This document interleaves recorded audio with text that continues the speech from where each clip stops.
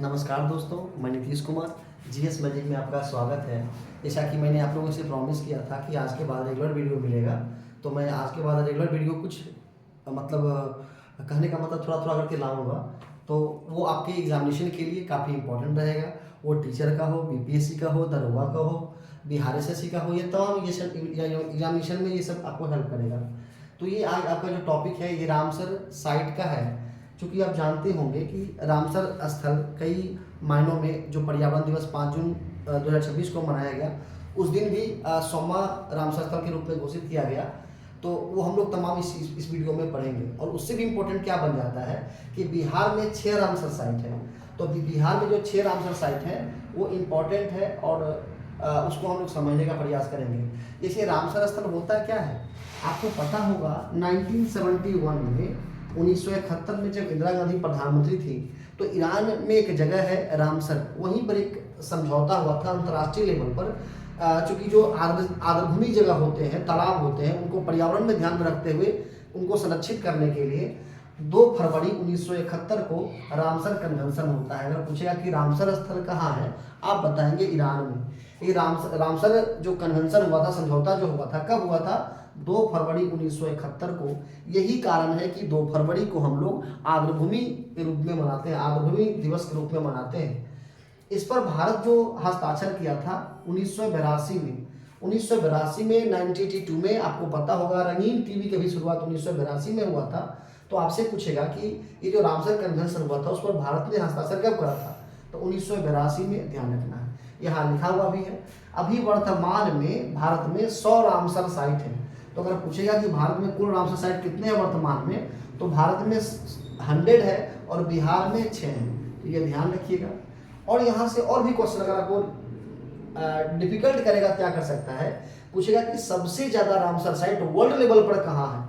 तो सबसे ज़्यादा आपको मिलेगा यूके में 176 रामसर साइट है। उसके बाद मेक्सिको है, उसके बाद चाइना है। ये भी थोड़ा ध्यान रखेंगे कि वर्ल्ड में सबसे ज़्यादा रामसर साइट कहाँ है, तो आप बताओगे यूके में।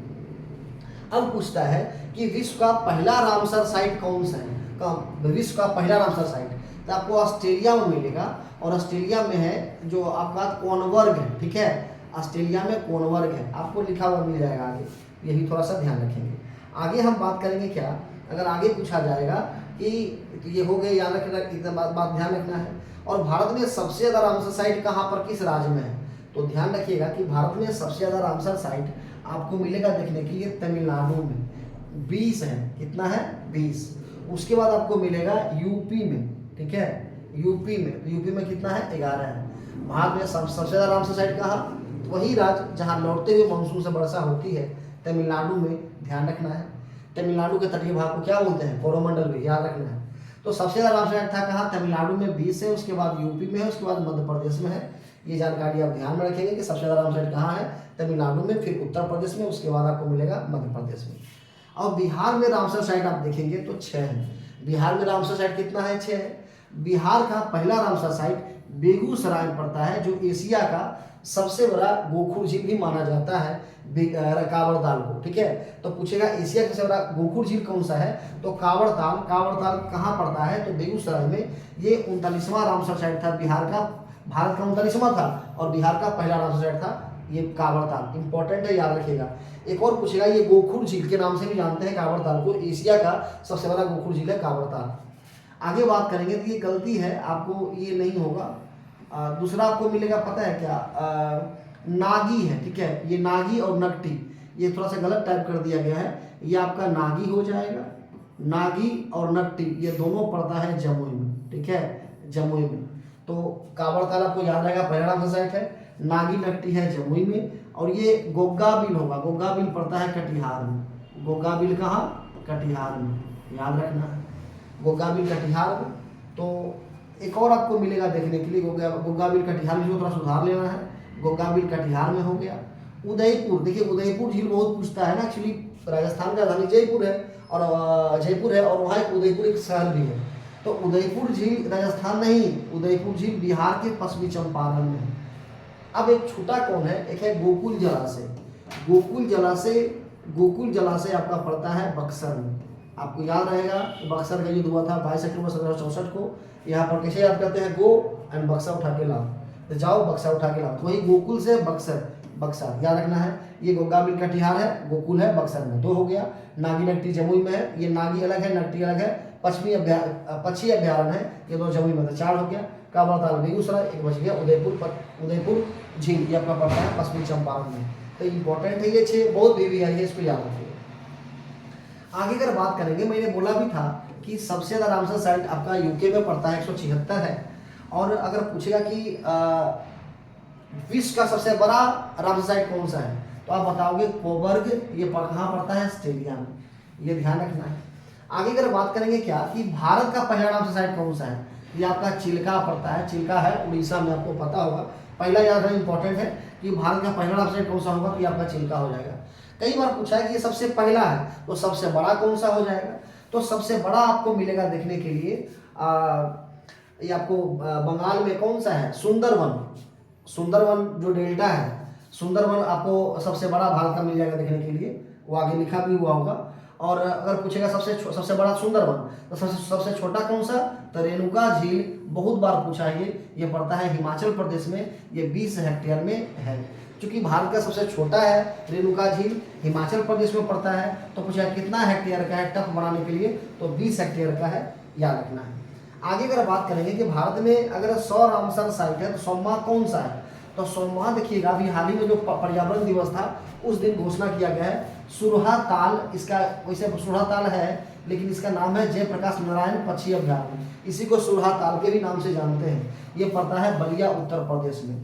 तो पूछेगा कि भारत का 100वां रामसर साइट कौन सा है, तो आप बताओगे सुरहा ताल, इसी को हम लोग जयप्रकाश पक्षी अभ्यारण्य के भी नाम से जानते हैं। कहाँ पड़ता है, यूपी में। शेखा झील की बात करेगा तो शेखा झील भी कहाँ आपको मिलेगा, यूपी में ही है, ध्यान रखना है। आगे अगर हम बात करेंगे नेक्स्ट, ये छारी डांड, तो छारी डांड जैसे कभी गुजरात आप जाएंगे ना, तो वहाँ आपको मिलेगा छाछ पीने के लिए, छाछ। तो छाछ दूध का ही जो बनता है, खट्टा वाला हिस्सा होता है, उसी को छाछ बोलते हैं। तो छारी डांड से याद रखिएगा क्या हो जाएगा, छारी डांड से आपको हो जाएगा गुजरात, ध्यान रखना है। छारी डांड से क्या हो जाएगा, गुजरात हो जाएगा, छारी डांड से गुजरात। एक पटना पक्षी अभ्यारण्य है, ये भी इंपॉर्टेंट है, नाम है पटना पक्षी अभ्यारण्य। जैसे उदयपुर झील आपका था पश्चिमी चंपारण में, बिहार में, राजस्थान आप मत जाइएगा। तो वैसे ही छारी डांड गुजरात में हुआ, तो पटना पक्षी अभ्यारण्य कहाँ पड़ता है, ये भी है यूपी में। और सीली सेठ है, देखिए यहाँ पढ़ना याद रहेगा, सीढ़ी पे राजा चढ़ते हैं, तो सीली सेठ हो जाएगा राजस्थान में। तो सीली सेठ क्योंकि नवीनतम है, ये सब पूछ सकता है। तो सीली सेठ कहाँ है, राजस्थान में। पटना पक्षी अभ्यारण्य कहाँ है, तो यूपी में। छारी डांड कहाँ है, तो गुजरात में। शेखा झील कहाँ है, तो यूपी में। और 100वां कौन सा है, सुरहा ताल, जिसको जयप्रकाश नारायण पक्षी अभ्यारण्य के भी नाम से जानते हैं। पर्यावरण दिवस मनाते हैं 5 जून को, इसी दिन घोषणा किया गया था, ये भी ध्यान रखेंगे। तो ये सब इंपॉर्टेंट क्वेश्चन बन जाता है, इसको ध्यान में रखिएगा। थोड़ा सा और है, उसको मैं बता देता हूँ।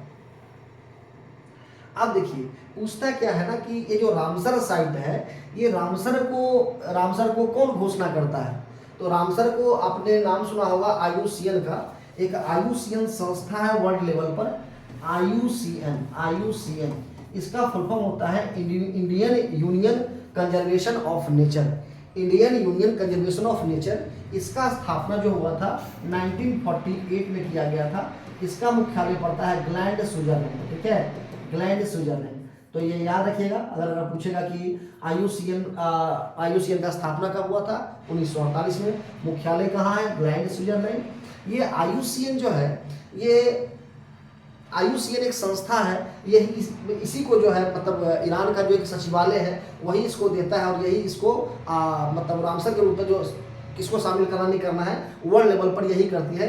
इसका मुख्यालय 1948 में स्थापना हुआ था, मुख्यालय ग्लैंड, स्विट्जरलैंड है। और बड़ी बात क्या कि यही IUCN है जो रेड डाटा बुक भी जारी करती है। पूछेगा रेड डाटा बुक कौन जारी करता है, IUCN। रेड डाटा बुक पहली बार जो जारी किया गया था 1964 में, ठीक है। रेड डाटा बुक जो है पहली बार, ऐसे अगर पूछेगा कब जारी किया गया था, 1966, आंसर सही होना चाहिए।